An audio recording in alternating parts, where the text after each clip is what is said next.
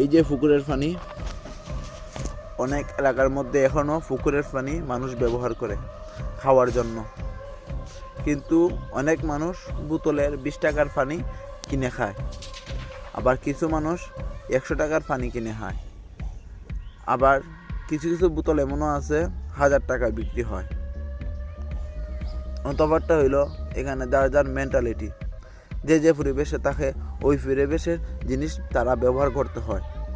গরিব মানুষ যদি পুকুরে পানি খায় তারা অসুস্থ হইতো না, কিন্তু কোটি টাকার মালিক যে লোক, ওই লোকে যদি এই পুকুরে পানি খায় এ আজ খাইব 1 ঘন্টাও বাঁচত না, মরিজি বুগা, তার কাছে এই পানিটা বিষের মতো নেব।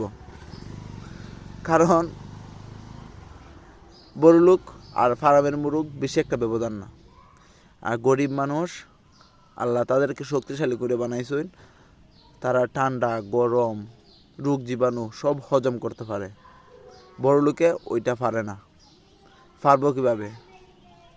তুমি সারাদিন এসির তলায় থাকবাই, ঘুষ খাইবাই, মিথ্যা কথা কইবাই, সুযোগ পাইলে ওই গরিবরে বাস দিবাই, তে তোমার শক্তি কীভাবে হইব? তুমি তো সৎ না, অসৎ। আর গরিব মানুষ সৎ। সৎ জিনিস অল্পতেই বরকত আছে, হালাল জিনিসের মধ্যে বরকত আছে। গরিব যারা, এরা মাথার গাম ফাত ফালাই রুজি করে ইনকাম করে তারপরে টাকা আনে।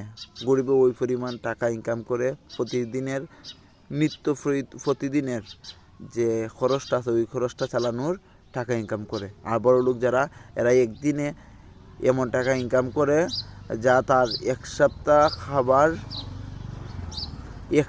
এক মাস খাবার উপযুক্ত যে পরিমাণ টাকা, ওই টাকা তারা ইনকাম করে।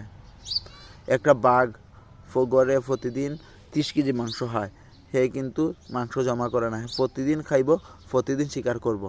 গরিব মানুষ তেমন, প্রতিদিন খাইব, প্রতিদিন কামলা দিব। ওকে।